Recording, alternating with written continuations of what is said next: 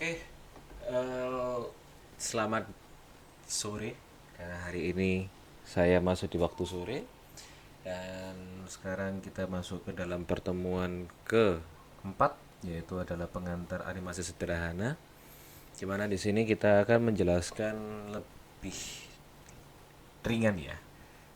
Katakanlah sebagai pengantar untuk pengenalan akan fitur-fitur animasi yang ada di Blender ya teman-teman ya, yang dimana teman-teman bisa nikmati aja, eksplorasi sebanyak mungkin hingga nanti teman-teman bisa untuk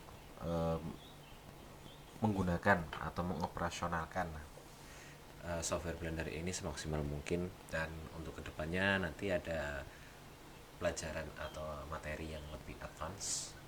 Ini di stay tune aja nanti sama channel-channel yang post video yang akan update ke depannya. Oke. Kita langsung aja ya. Yang pertama di sini kita akan menjelaskan mengenai segmen materinya dulu. Yang dimana di sini memang penjelasannya akan mengarah kepada yang pertama pengenalan tab animationnya dulu. Yang kedua pengenalan fitur dropsheet dan pengenalan singkat action editor dan beberapa editor lainnya. Nanti saya jelaskan sedikit-sedikit. Ada penjelasan operasional animasi, how to works-nya gimana dan lain-lain sebagainya, mulainya kayak gimana, stepnya bagaimana dulu gitu ya. Lalu penjelasan untuk setting rendernya nanti bisa teman-teman coba nanti di situ. Oke, kita mulai agar tidak kelamaan untuk mencoba. Oke, kita udah masuk ke ini ya. Kita udah masuk ke Blender ya. Oke, sekarang kita lanjut aja. Di sini tampilannya sama ya, seperti kayak gini ya. Awal dari Blender. Dan kali ini kita akan belajar animasi. Jadi kita akan klik langsung ke tab namanya animation di sini. Kita klik di sini akan muncul tampak seperti kayak gini. Saya jelaskan dulu. Yang pertama di sini ada samping kiri yang ada di kursor sini, itu adalah tampak kamera yang sudah siap untuk dilihat. Jadi sudah tidak ada garis-garis seperti di viewport workflow seperti ini, workspace seperti kayak gini. Ini udah kayak final view di kamera istilahnya kayak gitu. Jadi kalau misalnya kita pingin lihat adegannya sedang terjadi apa di situ nantinya, nah, teman-teman bisa ngeliat di sebelah kiri di sini. Yang kedua, di sini ada tampilan viewport workspace. Teman-teman bisa mengedit semuanya di sini. Nah, jadi lebih leluasa. Kamera tetap ada di sini dan acting tetap ada di sini. Settingannya sama, standar. Yang ketiga, di sini ada tetap sama, ada outliner. Yang sudah saya jelaskan kemarin apa itu outliner ya di sini. Teman-teman bisa geser untuk bisa memperluas space penglihatan outline di sini. Nah, di sini juga settingan menu tampilannya juga sama ada di sini. Jadi semuanya hampir sama. Pasti ada ini dan ada ini nantinya. Ada outliner, ada juga tab menu, setting-setting lainnya. Nanti kedepannya kita bakalan masuk ke dalam settingan render. Nah, format outputnya juga sama nanti di situ. Yang akan dijelaskan sedikit demi sedikit aja nanti di situ. Dan terakhir di sini ada timeline. Jadi mana tersettingkannya ini sudah mode animation namanya dropsheet. Gitu kan ya. Bagi yang nggak tahu dropsheet itu ibaratnya semacam bikin tatanan time frame dari meletakkan keyframe satu sama lain di timeline nantinya, biar teman-teman juga bisa memperhitungkan banyak hal yang nantinya akan diajarkan ke depannya di mata kuliah selanjutnya, yaitu adalah mata kuliah animasi 3D ya. Ada pembelajaran animasi 12 prinsip animasi, ada juga mengenai gestur dan lain-lain. Tapi kita cuman terbatas di sini untuk membahas mengenai dropsheet saja dulu. Nah, akan saya kenalkan di sini dropsheet. Di sini kita klik. Ada banyak mode ternyata, sama seperti kayak di 3D view ya. Ada banyak mode juga. Yang di sini kita awal-awalnya adalah dropsheet. Yang kedua ini adalah action editor. Kita klik seperti kayak gini. Nah, ini hampir sama tampilannya juga. Dan yang ketiga adalah shape key editor juga di sini. Nah, nanti di akhir pembahasan nanti kita akan menjelaskan mengenai apa bedanya action editor sama shape key editor nantinya. Tapi untuk saat ini kita fokus dulu kepada action editor, karena nanti kita bakal sering-sering bahkan selalu memakai action editor di setiap pengerjaannya kita kalau sudah masuk di tahap produksi animasi nantinya. Oke, sekarang kita akan memulai dulu penjelasannya, yang dimana penjelasan awal adalah penjelasan operasional animasi langsung ya. Karena tadi udah secara singkat saya sudah menjelaskan mengenai pengenalan tab-tabnya dan lain-lain. Cuman kalau nggak dipraktekin juga kita juga bingung ya. Ini untuk apa sejatinya dan lain sebagainya. Maka dari itu kita langsung ke penjelasan operasional animasinya aja. Oke? Yang pertama, kita masuk action editor dulu di modenya action editor di dropsheet ya, di sini di type areanya dropsheet. Lalu akan muncul seperti kayak gini yang ditampil di layar. Lalu setelah itu kita klik.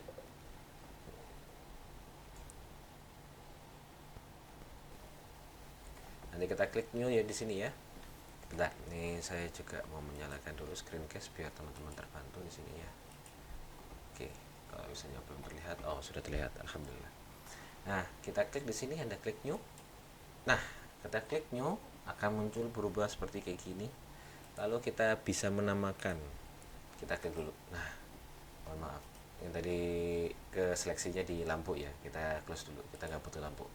Nah, ketika di close tapi kita ada ada keterangan seperti kayak gini, itu bukanlah error ya teman-teman ya, itu melainkan ada file yang terbentuk tapi belum di save. Nah, dan kita bisa pakai itu lagi filenya, dan file itu masih dalam konteks file temporary atau temporer atau sementara, sehingga bisa nggak kita untuk recall untuk namanya atau untuk file library animationnya bisa. Kita klik aja di sini, namanya browse animation to active, kita klik langsung jadi action. Kita bisa menamakan action ini dengan namanya kotak. Kita underscore dulu, jalan strip 01. Nah, untuk penamaan ini memang cukup tricky karena setiap masing-masing studio itu memiliki kode penamaannya sendiri-sendiri, dan dalam pengerjaan animasi kode pengerjaan itu sangatlah penting, saking pentingnya bahwa kamu tidak menamakan dengan proper, kamu bisa dibonyokin semua yang ada di studio itu gara-gara anda namanya nggak jelas. Jadi tolong kalau misalnya ngasih penamaan yang jelas, kasih. Kalian bisa nanti belajar nanti di pembelajaran berikutnya, tapi untuk sementara ini ikutin aja instruksinya. Kita bisa kamu tulis di sini adalah nama objek, di situ bisa di underscore, nanti nama kegiatannya apa atau nama aktivitasnya apa. Nah, kalau apabila memang dia ada lebih dari satu, tulis saja langsung penomoran dengan strip di sini. Oke, setelah selesai sudah, sekarang lanjut kita masuk ke samping bawah kanan, samping kiri bawah. Kita klik di sini. Lalu di sini ada active keying set. Kita klik di sini. Nah, ini ada banyak, ada available, location, rotation, scale dan lain sebagainya. Namun di sini kita hanya memakai standarnya saja, yaitu location, rotation, and scale.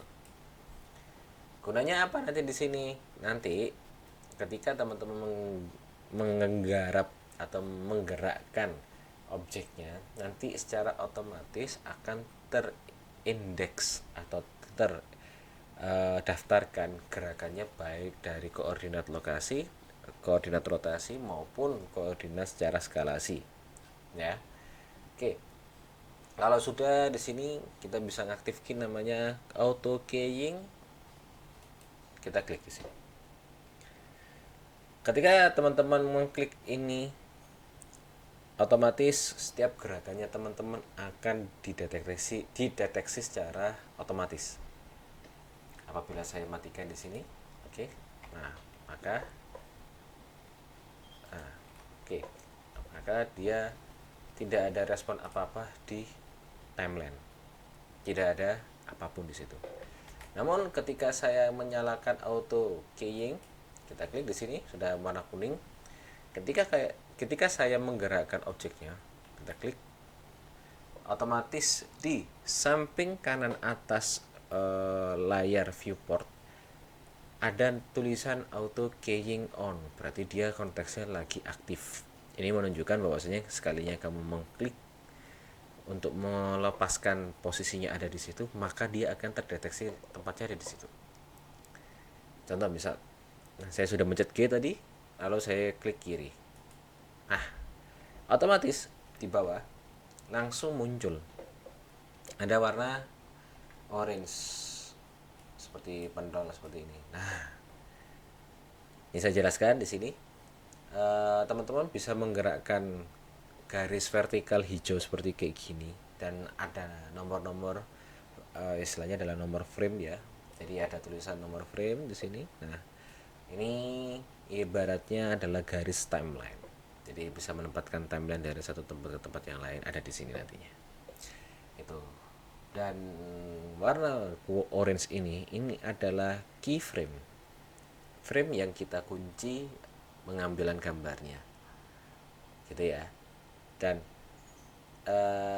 teman-teman nanti ke depannya akan ada banyak keyframe yang teman-teman akan kerjakan tanpa sadar nantinya, karena beragam gerakan juga di situ. Maka dari itu harus berhati-hati ya teman-teman ya untuk menggerakkan di animasi ya, apalagi kalau udah auto keying seperti kayak gini. Sekarang kita mencoba untuk gerak deh ke samping seperti kayak gini. Ya, aku pakai sumbu X ya di sini. Nah, otomatis timeline yang saya taruh di frame 60 di sini garisnya, otomatis dia akan kedetek di situ. Oke.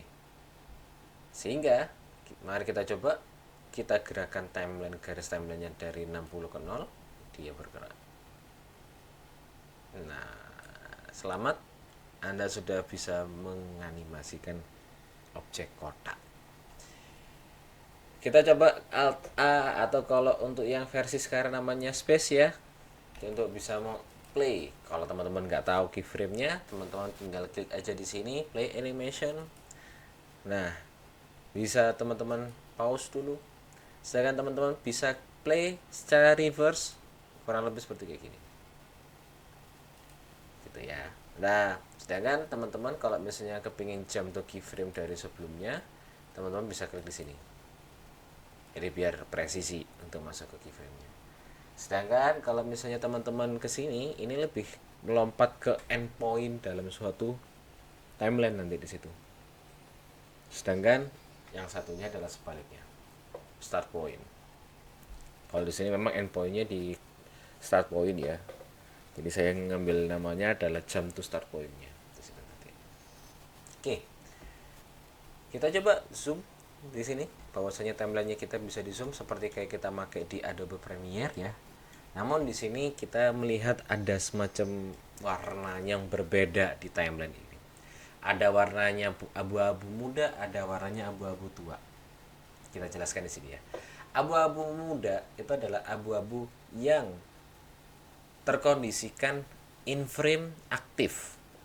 Sedangkan yang berabu-abu tua itu adalah out frame tidak aktif atau pasif. Sehingga tidak terdeteksi bahwasannya keyframe atau timeline yang sudah kita tentukan itu tidak akan lebih dari itu untuk terdeteksi gerakannya. Nah, ada settingannya untuk bisa menentukan kapan mulai start dan kapan mulai end-nya.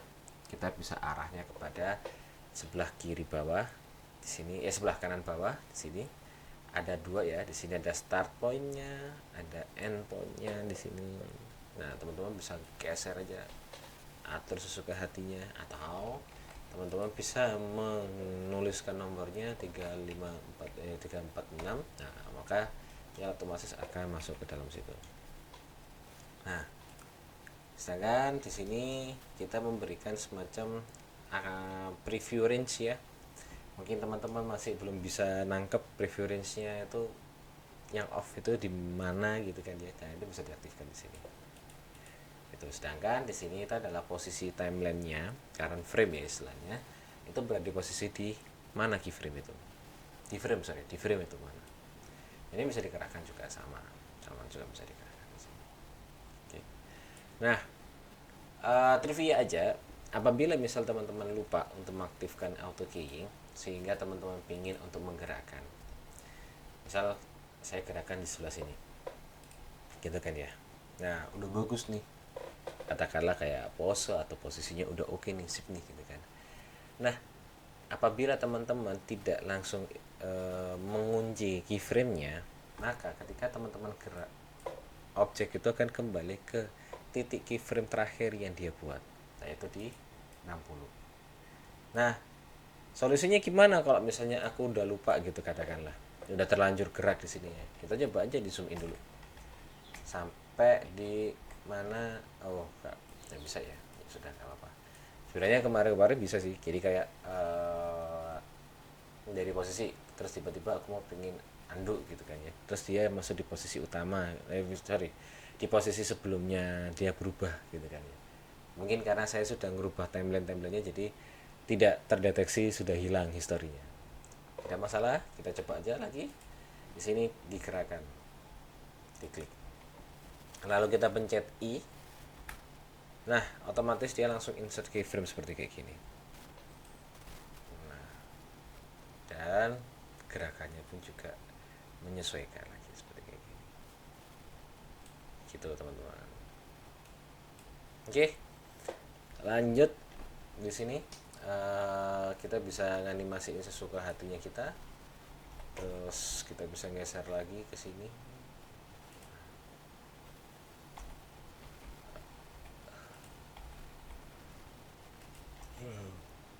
X masuk ke sini. Nah, bisa dipencet I.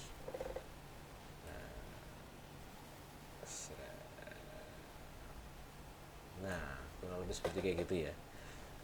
Dan teman-teman bisa loh merubah posisi kameranya sesuka hati gitu kan. Yang dimanapun juga teman-teman bisa kok membuat kayak objek ini semuanya kelihatan gerak gitu katakanlah. Oke, bisa dalam keadaan sini bisa boleh agak jauh ya dari kotak gitu kan, tapi semuanya kelihatan. Nah, kurang lebih seperti kayak gini ya. Dan kita sudah selesai untuk membuat animasinya. Oke, sekarang kita mencoba untuk ngerender. Kita coba untuk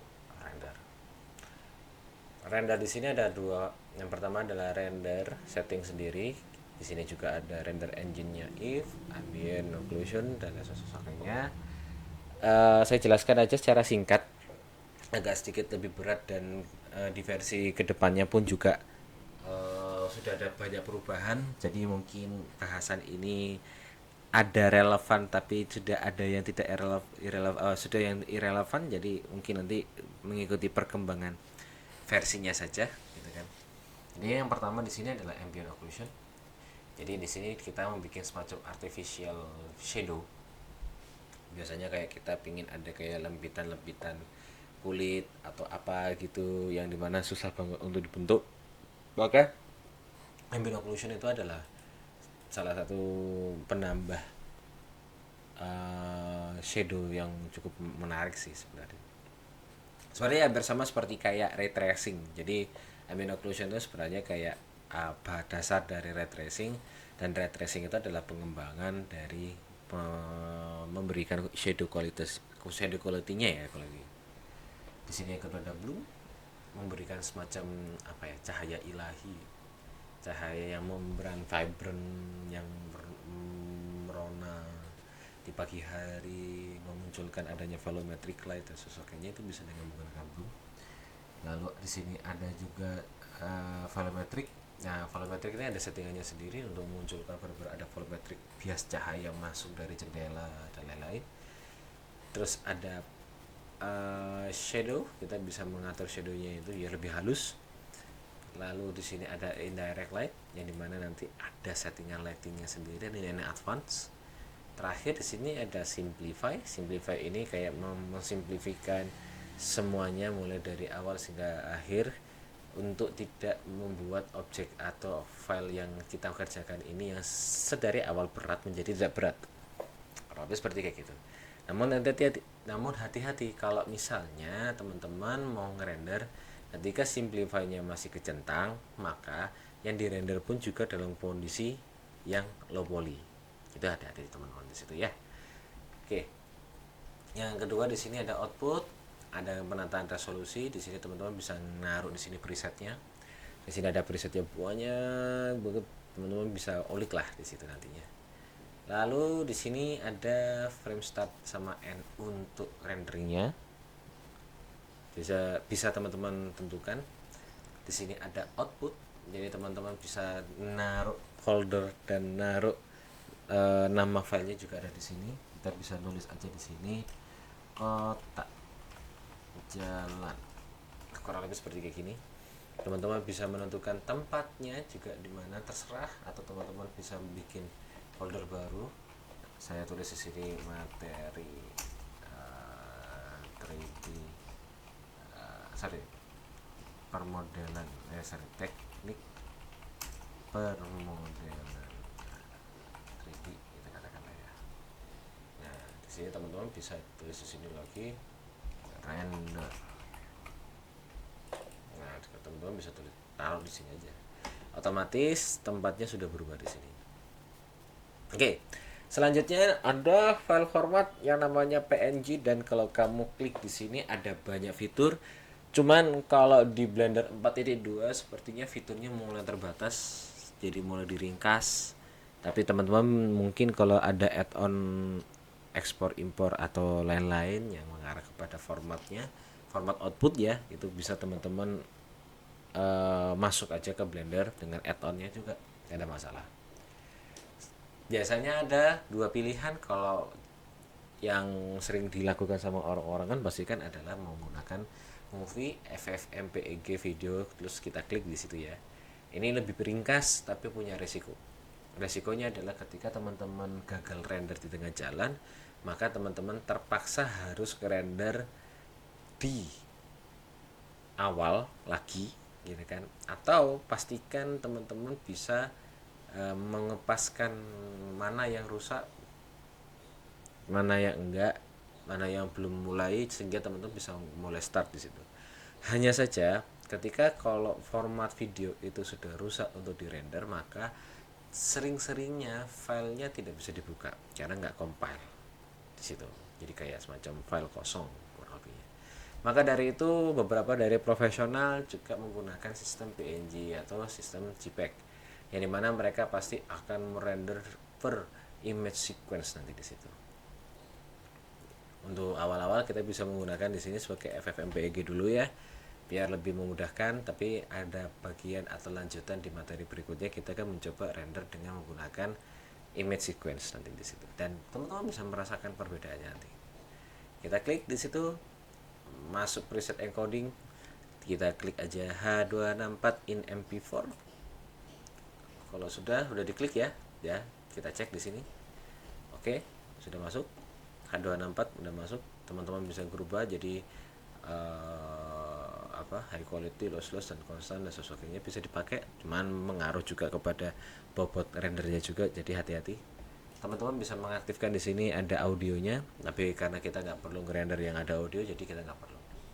Oke, kalau sudah, gimana Pak caranya ngerender? Yang pertama, kita pakai cara yang paling gampang dulu, itu adalah kita klik render, lalu kita bisa milih antara render image atau render animation nanti di situ. Coba kita render animation, nah akhirnya wujudnya seperti kayak gini, menyesuaikan dengan tampilan di kamera.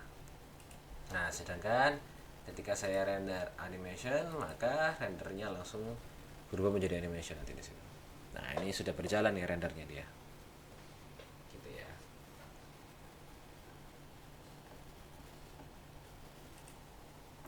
Oke, rendernya udah selesai ya. Nah, langsung kita bisa close aja untuk render view-nya.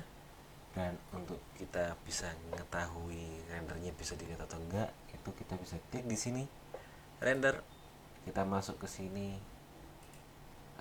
view animation, kita klik, ditunggu dulu sebentar. Nah, akan muncul gambarnya seperti ini. Oke, nah selamat teman-teman sudah bisa membuat animasi gerakan kubus kalau teman-teman juga mempraktekannya ya. Oke, mungkin untuk saat ini penjelasannya segitu dulu. Bagi teman-teman yang ingin mencoba, mungkin di video ini saya akan memberikan tugas untuk teman-teman bisa mengeksplorasi, karena kita juga menggabungkan materi kedua sama ketiga ya. Materi ketiga ya, materi ketiga juga. Kalau materi kedua kan juga pengenalan Blender ya, saya baru tahu ya.